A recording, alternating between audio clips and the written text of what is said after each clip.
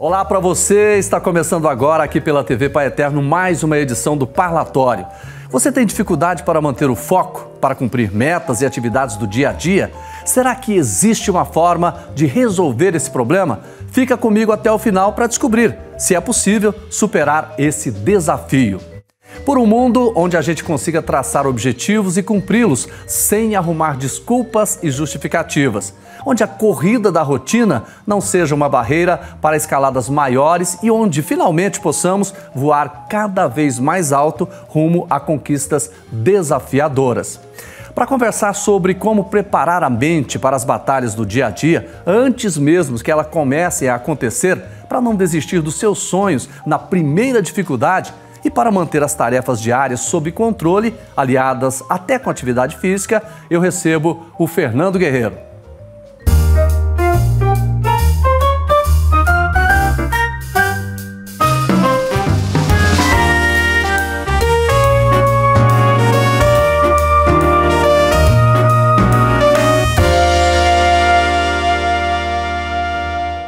Gente, o Fernando Guerreiro nasceu em 2 de outubro de 1989 na cidade paranaense de Cruzeiro do Iguaçu. É formado em Educação Física e atua na área há mais de 15 anos, além de ter participado de muitas maratonas. O Fernando é especialista em treinamento funcional e neurociência comportamental. Também é colunista do portal UOL. Oi, Fernando Guerreiro, muito bom ter você com a gente aqui. Seja bem-vindo. Boa noite, muito obrigado pelo convite, é uma honra estar aqui com vocês e vamos para esse bate-papo que vai ser incrível hoje, hein? Vamos fazer desafios? Adoro, vivo a base deles. Então eu vou fazer o seguinte, eu vou fazer um desafio, não é para você não, é para você que está acompanhando a gente. Olha só, você toparia, por exemplo, nadar 1.900 metros e mais, na sequência, pedalar 90 quilômetros e depois correr 21 quilômetros. Você toparia isso? Pois é, o Fernando, além de topar, ele já fez isso e muito mais. Foi no Ironman? Foi. Esse a gente chama de meio Ironman, que é uma velocidade, uma distância média, e já fiz 2 vezes, inclusive, e a melhor experiência da minha vida pautada no esporte, né? Pois é, mas além disso, você teve outras provas, assim, de grandes percursos de corrida? Cara, tive. Acho que muitas pessoas, às vezes, cansam de dirigir essa distância, mas a maior distância de corrida que eu já fiz foram 75 quilômetros. Inclusive, estou me preparando para mais uma dessa agora. 75 quilômetros. Em quanto tempo você fez? A primeira foi em 8 horas... E a segunda eu machuquei no meio, eu andei 40 quilômetros e fiz em 12 horas. Ah, não foi só uma, foram 2. Foram 2. Eu gosto de repetir, o que é bom eu repito. Agora, a pergunta que a gente sempre faz é essa, né? Como preparar a mente, como preparar o corpo para um desafio tão forte como esse, hein? Muito boa pergunta. Eu faço outra pergunta, na verdade é por que fazer tudo isso, né? E...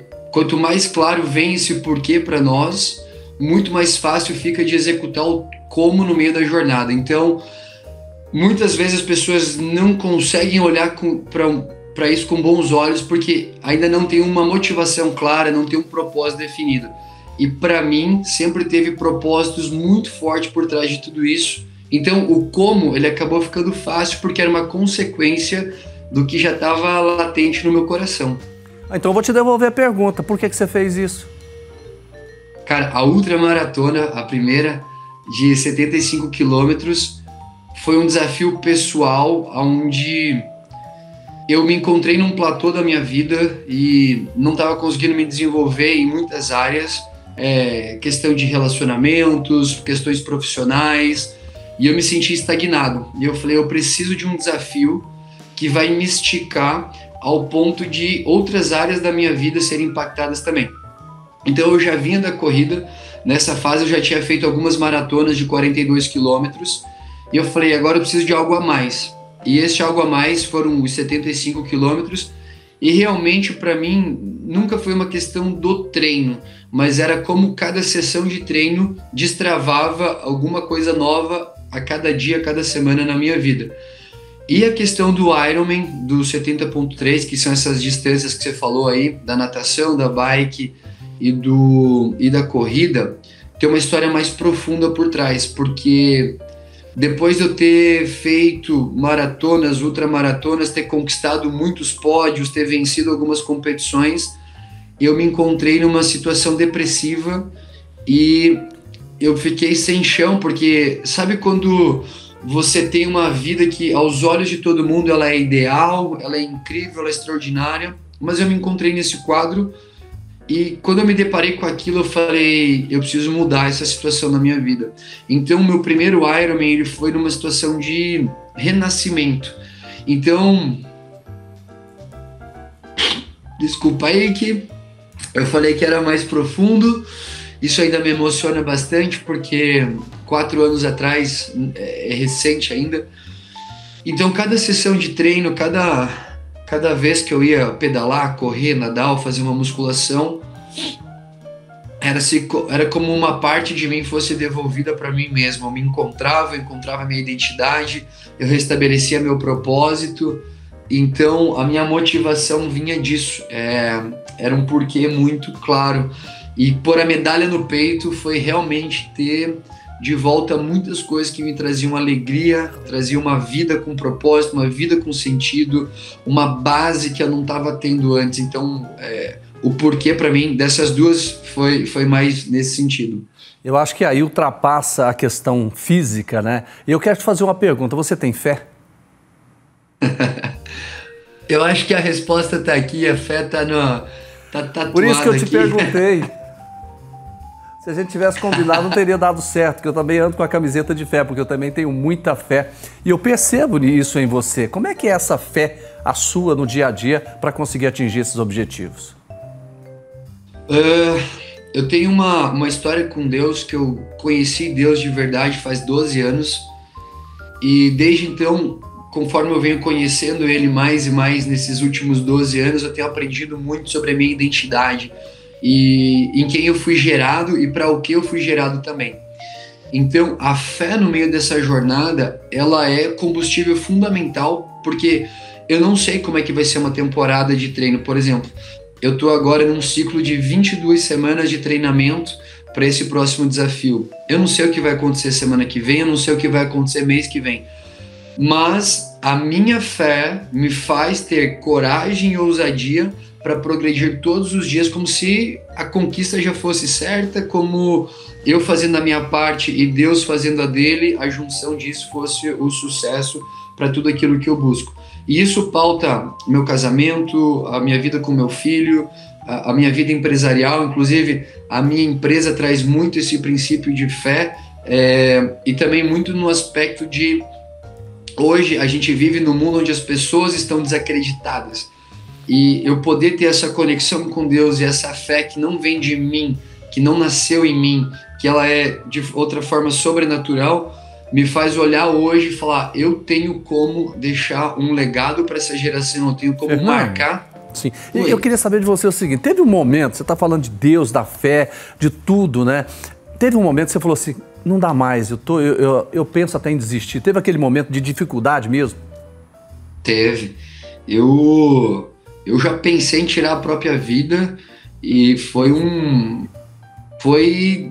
por pouco. Foi uma situação, até minha esposa sustentou isso na minha vida, também é uma mulher de muita fé, e ela me guardou muito nesse aspecto, ela me reaproximou muito de Deus. Na verdade, ela me trouxe uma visão mais clara de quem era o Deus Pai para mim. Então eu passei sim por uma fase como essa, que foi mais delicada estou falando aqui de vida mesmo, mas de outras situações, de desistir de um objetivo, desistir de uma meta, desistir de um desafio, também existiram muitas vezes onde eu precisei realmente pegar na mão de Deus e deixar Ele me conduzir. E como é que foi essa condução? No início é difícil, porque você realmente está desacreditado, você realmente acha que as tuas forças foram embora. E é isso que eu acho mais lindo em Deus, porque é justamente quando as minhas forças acabam que as deles começam. Então, onde acaba o ato do humano, começa o ato do sobrenatural do Deus Pai, né? Então, no início é difícil, mas quando você começa a perceber que Deus ele vem estabelecendo uma visão clara para o que você tem que fazer, ele vem te dando a força, o combustível para o que você tem que fazer, ele te conecta com pessoas, ele te desconecta de pessoas, você começa a ver que vale a pena sustentar isso. E, inclusive, um dos exercícios mais fortes que eu faço hoje na minha vida é correr de olhos fechados com alguém me guiando, para sempre lembrar que Deus é quem me leva, independente do caminho que eu tenho que ir. Como é que foi, nesse momento de depressão que você falou, que passou por muitas dificuldades, situações realmente terríveis, como é que foi aquele início? Como é que entrou o esporte para você superar também essa situação? Foi um vai ou racha. E eu acho que todo mundo merece viver um vai ou racha na vida, sabe? Porque de um lado eu tinha desistido da minha própria vida e de um lado eu tinha um ato radical a tomar. Então, quando a gente se depara com esse all-in, ou é tudo ou é nada, a gente desperta para a vida que a gente merece de verdade. Porque ali naquele momento eu saí de um piloto automático que eu estava vivendo há algum tempo e eu comecei a me deparar com a realidade da vida, com situações que eu tinha que tratar, com coisas da minha vida que eu tinha que melhorar, aspectos mentais, aspectos emocionais, e eu comecei a entender, primeiro, o choque do tipo, realmente eu estou vivendo isso, como que eu vou resolver isso? Aí vem a situação de entender que eu tinha capacidade, através da fé e de toda a ajuda ao meu redor, e naquele momento eu me senti um cara privilegiado de poder gerar um desafio na minha vida, o qual ia me conectar com aquilo que me dava vida de verdade. Então o início foi um choque, mas o processo foi de privilégio, sabe? De tipo, posso fazer isso. Nós vamos avançar para depois você dizer para a gente quanto tempo de treinamento, mas para você que está chegando agora aqui no nosso parlatório, eu quero falar para você, o Fernando, nós estamos falando de desafios. Ele é um super atleta, já participou, por exemplo, de um desafio de 75 quilômetros, teve outro que ele nadou durante 1.900 metros, andou de bicicleta por 90 quilômetros e percorreu 21 quilômetros fazendo corrida. É muita coisa, não é? Agora, aí que eu quero entrar com você agora, Fernando. Quanto tempo de treinamento? Porque você tem filho, você é casado, você tem empresa. E aí, como é que você concilia isso? E quanto tempo você treina? Muito boa pergunta. E esse Ironman, essa distância de 3 esportes ainda foi abaixo de 6 horas lá no dia da competição, né? Então não é que eu tinha o dia inteiro para fazer isso. Você tem um prazo para executar todas as modalidades. Só para ajudar, né? Para deixar o clima um pouquinho melhor. Mas o treinamento para isso, ele é muito exigente, porque você precisa estar muito focado e as engrenagens precisam rodar muito. Mas é uma questão de prioridade, você saber de fato aonde isso vai te levar e quais são as conquistas que você vai ter ao longo do prazo com isso. Então, eu tinha, na época que eu estava fazendo esse treinamento, eu tinha algumas metas muito claras. Por exemplo, eu queria ler um livro por semana, eu tinha um date com a minha esposa, cuidar do meu filho, na época ele estava bebezinho ainda, então ele tinha cuidados maiores, e eu tinha pelo menos 2 horas de treino por dia. Então, ao todo eram 16 sessões de treino por semana, e a minha empresa ela estava começando, então ela exigia de mim muito foco, exigia muita energia, e a primeira coisa que eu tive que fazer é entender o quanto de tempo e energia cada coisa merecia em cada fase do dia realmente. Então é realmente você fazer uma análise do que realmente merece o seu tempo, merece a sua energia. E por que eu falei merece? Porque não é que eu tô só entregando algo, eu tô me comprometendo com algo que merece a minha entrega.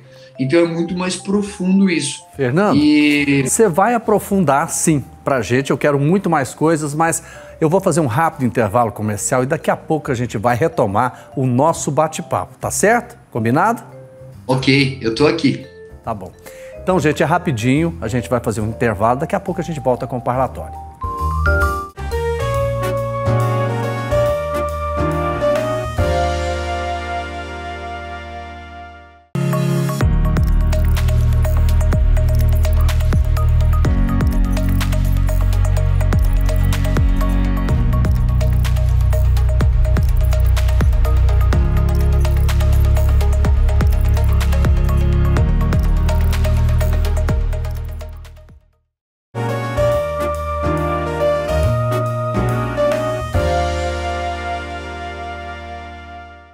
Pessoal, já voltei com o parlatório de hoje. Eu estou conversando com o Fernando Guerreiro. Ele é profissional de educação física e ajuda pessoas a se desenvolverem por meio de exercícios, foco e concentração.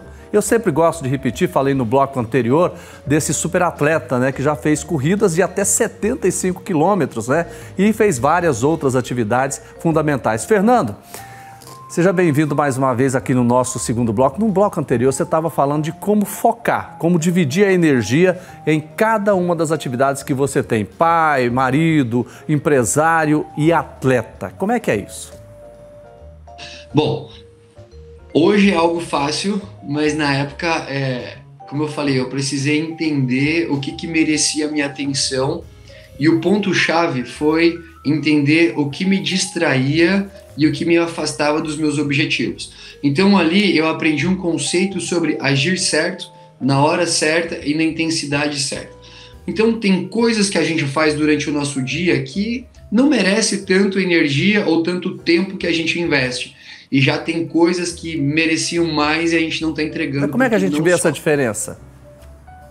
Isso, a primeira coisa, você precisa entender quais são os seus objetivos claros e o que de fato é importante para você.